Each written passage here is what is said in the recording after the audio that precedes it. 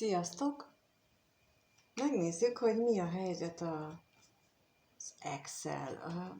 Korábban, a régen szeretett kedvessel, lehet, hogy még most is van bennetek érzelem, lehet, hogy még most is szeretitek, és lehet, hogy még ő is szeret. Ezt nézzük meg. Megtudjuk azt, hogy mi az, amit most tudni lehet róla.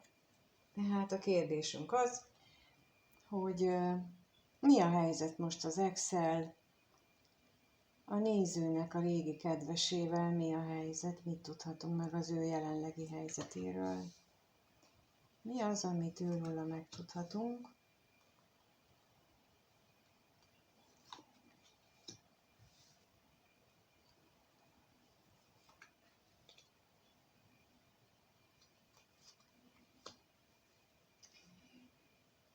Úgy tűnik, hogy nála nagy változások történnek, folyamatban is van.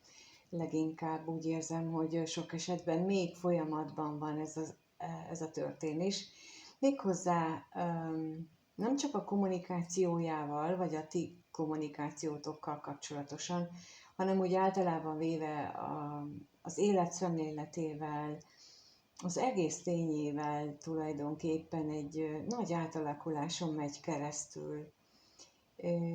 Ezek a dolgok, ami éppen átalakuló félben van, ez mindenképpen szorosan összefügg az ő életfeladatával, összefügg azzal, hogy mit szeretett volna, vagy mit szeretne, úgy mélyen legbelül a szívéből, és elképzelhető néhány esetben, hogy olyan dolgokkal is összefüggésben van, amire ő titkon vágyott, de igazából nem sok esélyt látott rá.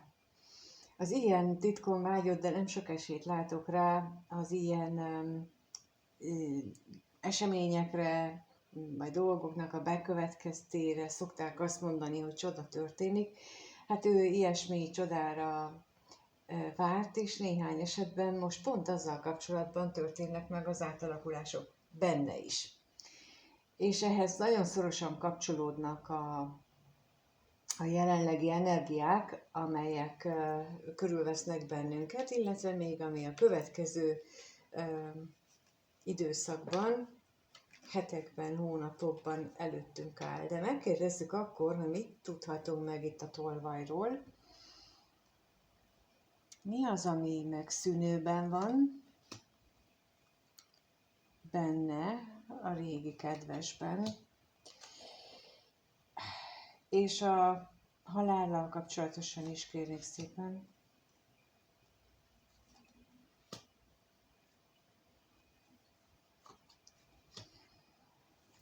Olyan, mintha abban történnének benne nagy változások, hogy mi az, ami őt boldoggá teszi.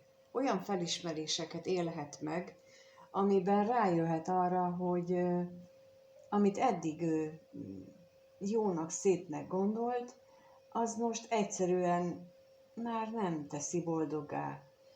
Itt gondolok például olyanra, amikor az ember elér egy bizonyos kort, hogy szeretett eljárni buliba, régen diszkóba, vagy most nem tudom, hogy vannak-e ilyen szórakozó helyek, vagy bár, vagy ilyen klubokba, és akkor egyszer elérkezik egy olyan korba, egy olyan állapotba, és ez nem csak korfüggő, hanem ilyen érettségfüggő, tehát lelki érettséget elér, akkor pedig azt mondja, hogy már ez engem nem tesz boldoggá.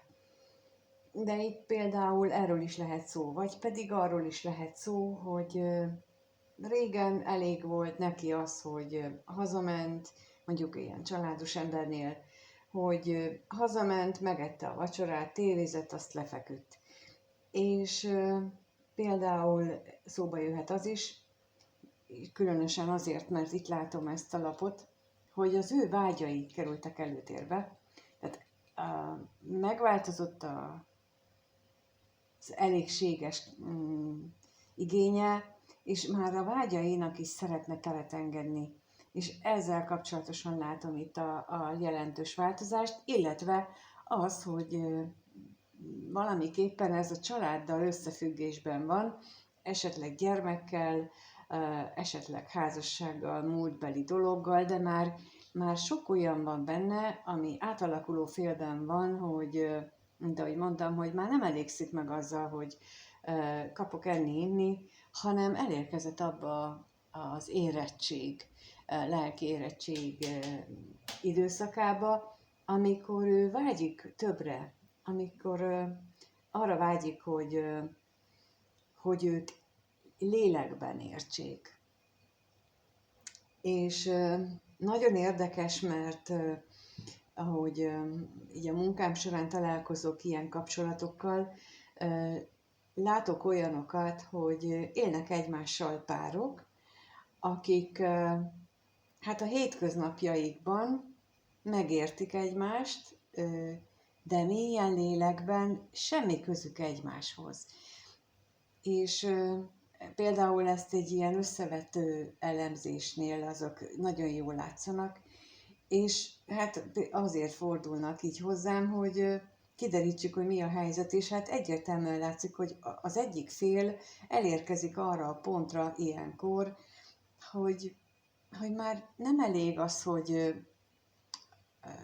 felszínesen el vagyunk, hanem a lélek igényli azt a többletet, amiért tulajdonképpen leszületik, hogy elkezdje azt a önálló feladatát, azt a karma ledolgozást, amit ő erre az életre bevállalt, vagy szóval ilyesmit. És itt ezt látom én ebben, hogy elérkezett ez a valaha szeretett személyed arra a stádiumba, hogy ő bizony hátra szeretné hagyni azokat a dolgokat, ami megváltozott benne. Jó, megnézzük akkor, hogy te hogyan jössz így a képbe. Ha már őnála ilyen nagy változások vannak, akkor ehhez hogyan kapcsolódsz te? Akar-e tőled valamit egyáltalán, vagy szóval te hogyan kapcsolódsz az ő életébe, mint ex? Tehát azt szeretnénk kérdezni, hogy ennek az exnek a nézőről milyen gondolatai vannak, mit gondol, amikor rá gondol, hogyan viszonyul a nézőhöz ez az ex.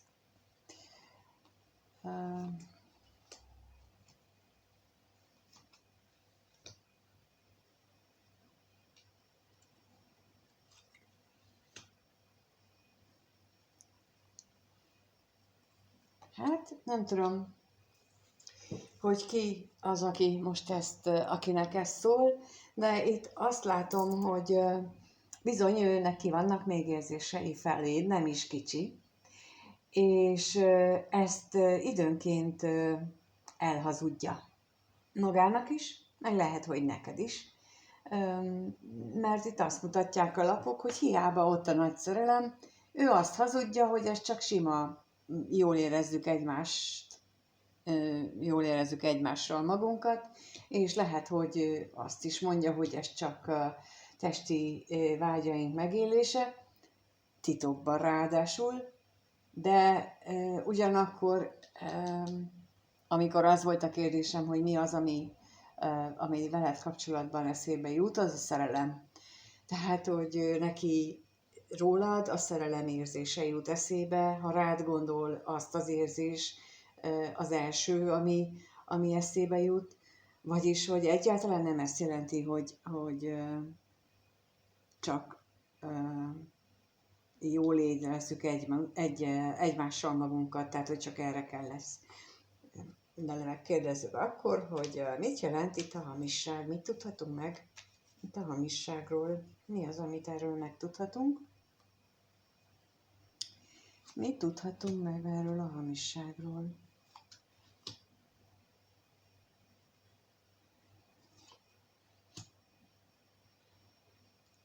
És az örvendezésre is kérnék szépen.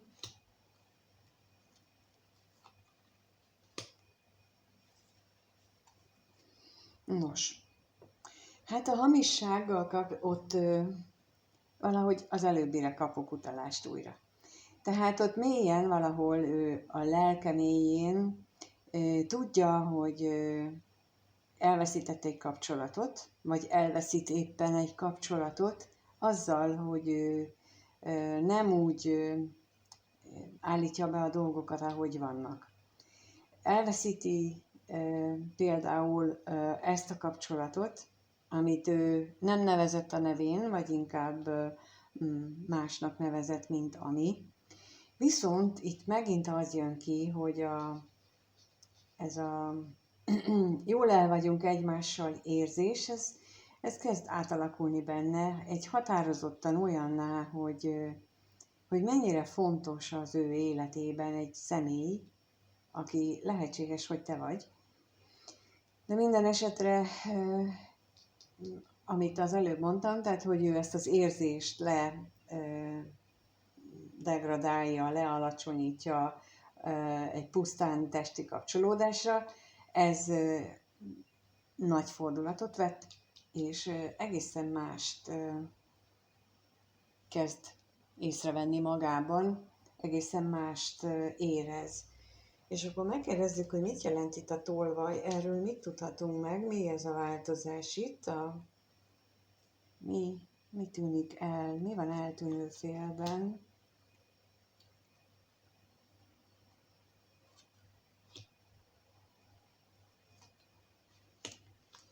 És akkor a vágyra is kérnék szépen.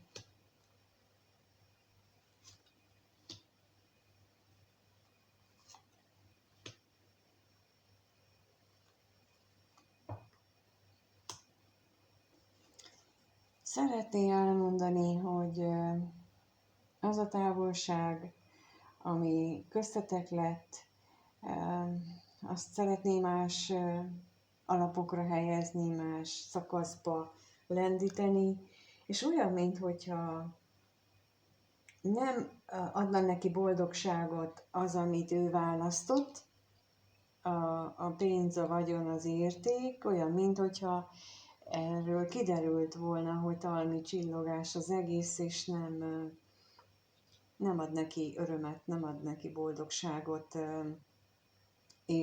és a vágyainak a beteljesülésére vár, azt szeretné. Hát eddig nagyon összhangban vannak a lapok, de megnézzük azt, hogy mit érez irántad. Mit érez irántad ez a régi szerelmed, a régi ex, az ex, a régi kedves. Mit érez a néző iránt, a régi kedves? Milyen érzései vannak iránta, lássuk, mit érez iránta.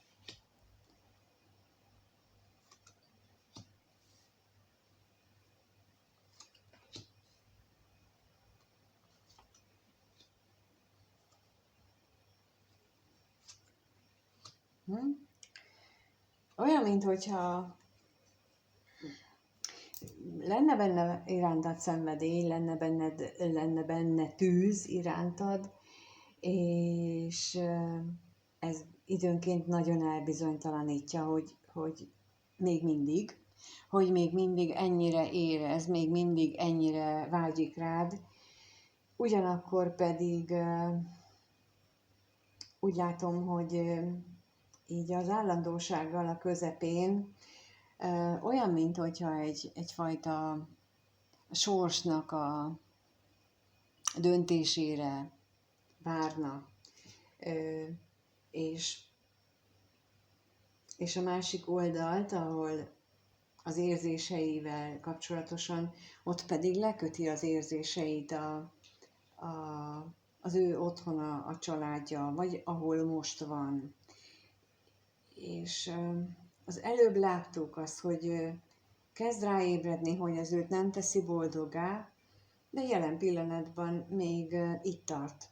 Tehát, mind ahogy itt mondtam, nagyon bizonytalan, nagyon labilis, hol ezt érzi, hol azt gondolja. És ez a hol egyik, az egyik véglet mondjuk az, hogy mérhetetlenül vágyik rád, a másik véglet meg az, hogy ahol van, az a fontos neki. De a bíróra kérnék szépen, hogy mit tudhatunk meg a bíróról, miért van itt ez a bizonytalanság, miért van itt ez a helyzet. Rengeteget gondolkodik, és a szerencsétlenségre is kérek.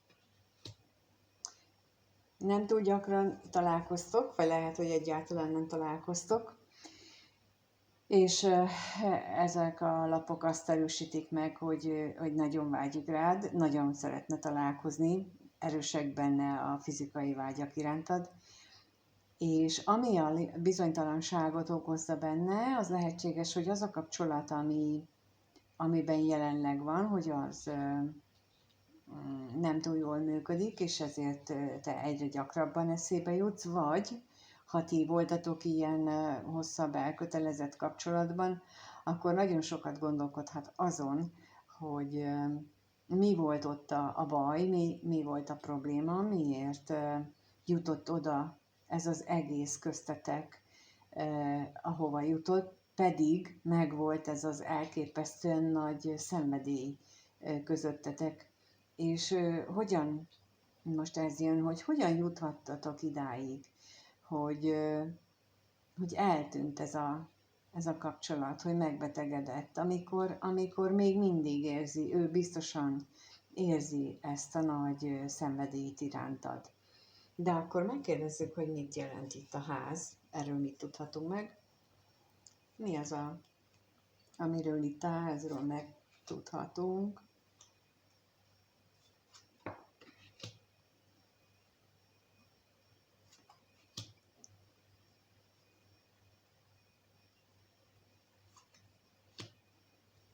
Hát lehetséges, hogy otthon sok vita, veszekedés van, és abban reménykedik, hogy ennek végre vége, és akkor a gyermekre is kérek, hogy mi ez itten.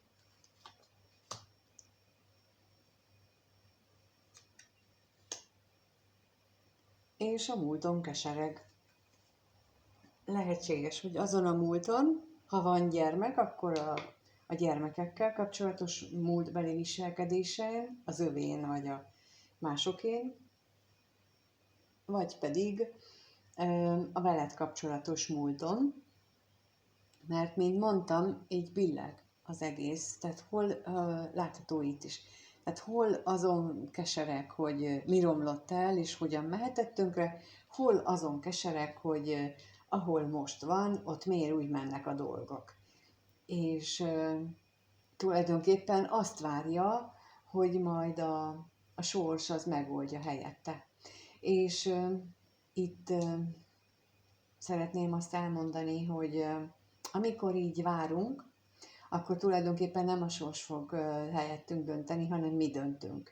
És a várakozással általában rosszul döntünk, mert amikor ilyen nehéz szituációkat hoz elénk az élet, akkor mindig azt várja el, hogy merjünk bízni az univerzumban, merjünk bízni a Teremtőben, és merjünk kockázatot vállalni, és azt a kockázat előbb-utóbb, mármint az univerzum, vagy a Teremtő, ki miben hisz, meg fogja jutalmazni. Azt viszont, hogyha így húzzuk az időt, és nem merünk dönteni, és csak így várunk, hogy majd az univerzum, a világ, egyetem, az égiek megoldják helyettünk a problémát, sajnos az nem fog elérkezni. Legalábbis úgy nem, ahogy mi szeretnénk, biztosan sokkal-sokkal rosszabb lesz, mint amit egy adott helyzetből ki lehetne hozni, és ha most például valakinek így az exe hallgatja, akkor ez nagyon jó lenne, ha ő is hallaná, mert ebben a helyzetben is egyértelműen ez látszik.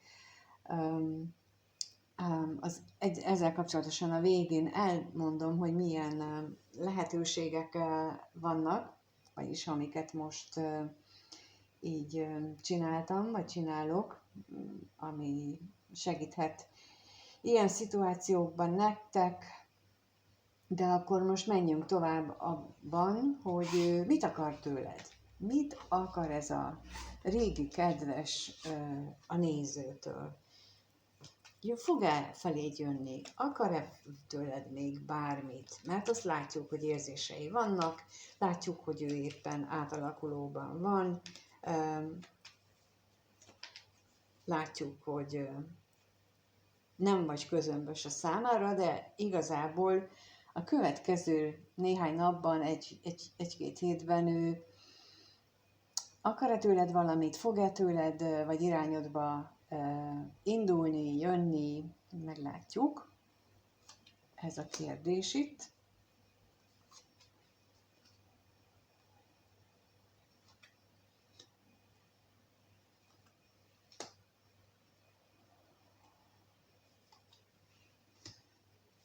Úgy kezdődik, hogy akadályok lesznek. Hát ez alapján azt mondanám így elsőre, hogy nem fog ő csinálni semmit. De aztán meg ott vannak azok a mély lelki dolgok, ami újabban őt foglalkoztatja. Egyes esetekben lehetséges, hogy ott vannak a függőségek is. Alkohol, drog, bármilyen függőség, ami a szex az nem függőség. Azt akárki mondta ezt így, az tulajdonképpen az nem függőség, az egy férfi embernél normális, nőnél is bizonyos korig, bizonyos kor után azért már mondjuk nem annyira, de ahogyan általában használják ezt a kifejezést, az úgy nem jelent függőséget. Viszont itt ez a középen lévő hamisság lapja olyan függőséget jelent, ami őt akadályozza valóban abban, hogy egyrészt a lelki átalakulások végbe menjenek benne, másrészt pedig, hogy közeledjen felé. Pedig nagyon szenved ettől a jelenlegi helyzettől, nagyon szeretne változtatni, reménykedik is benne, de mint az előbb is mondtam, ameddig ő nem tesz lépéseket, ameddig az égiek nem látják azt, hogy ő határozottan azt mondaná, hogy bármennyire nehéz, én meg akarom változtatni az életemet, kérlek segíts, nem kér segítséget, nem bízik annyira a teremtőben, a világegyetemben, hogy ő segítséget kérjen, addig ebből a mocsárból, vagy pocsolyából, ki mekkora bajban van, nem kap hozzá segítséget, addig egyedül kell kimásznia. És nagyon fontos, hogy ezt a kérést időnként az energiák úgymond kikényszerítik. Olyan energiák vannak, amelyek nem hagynak bennünket aludni, nem hagynak bennünket dolgozni, nem hagyják a mindennapi teendőinket tenni, mert állandóan olyan, mintha állandóan járna az agyunkban valami, és állandóan kattog, és nem tudunk attól szabadulni, bármennyire is szeretnénk. Ez olyan, mint amikor egyfolytában ugyanazt a dalt dúdolgatja az ember, nem tudja miért, csak dúdolja. Na, hogy amikor ilyen döntési szituációba kerülünk, főleg életünk nagy döntéseinél, akkor újra és újra fölvetődik bennünk, hogy most mit csináljak, hogy meg miért van ez így, hogy mit csináljak, és egyébként úgy mit csináljak. Szóval, hogy így, ha megfigyelitek a saját gondolatmeneteteket, akkor ilyen időszakban egy nap 100-szor elhangzik magatokban ez a kérdés, hogy most akkor mit csináljak, mit évből legyek, miért csinálja ezt velem, miért így van ez, miért így történik, és ilyenkor célszerű segítséget kérni, és bátornak lenni. de megnézzük azt, hogy mit jelent az ellenség őnála.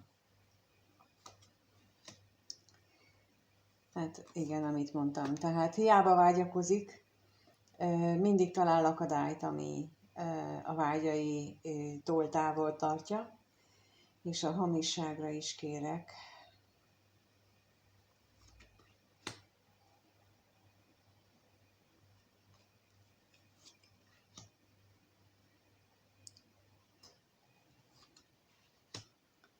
Olyan, mintha az egész múltját hátra kéne hagyni ahhoz, hogy ettől a függőségtől megszabaduljon.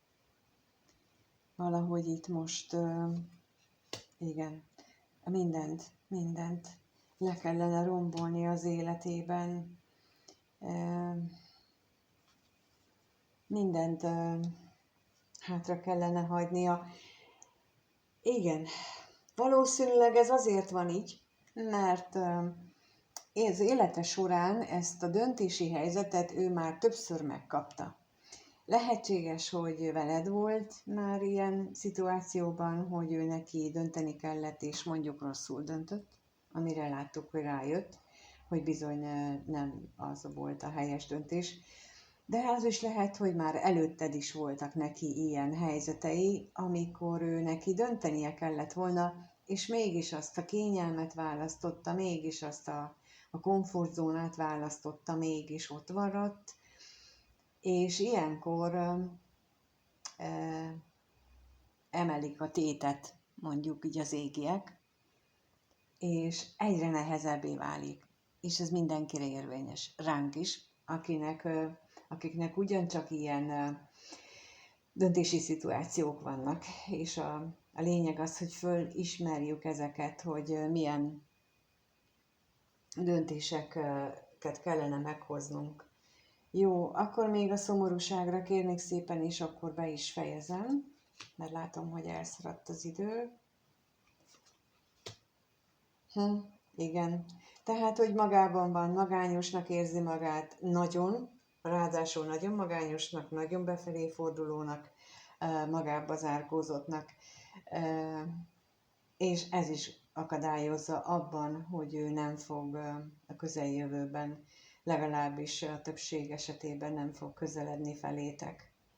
Jó, és akkor elmondanám azt, hogy most a Valentin napra való tekintettel, a kártyaolvasás kivételével minden más, amit itt a leírásban találtok, minden másra érvényes a 30% kedvezmény, a összeillőségi vizsgálat, tehát harmonikusan tudnátok-e együtt élni, erre a vizsgálatra is, egyéni asztrológiai elemzésre is, párkapcsolati elemzés is, tehát hogy hogyan tudnátok együttműködni, vagy akik együtt élnek és problémájuk van, akkor ők hogyan tudnak kimászni a bajaikból. Szóval ezekre mind most 30% kedvezmény van, benne lesz a webshopnak az oldala is, kereshettek is egyéniért is, egyéni olvasás miatt is. Köszönöm szépen, hogy itt voltatok, köszönöm, hogyha megosztjátok a véleményeteket, és mindenkinek minden jót kívánok, sziasztok!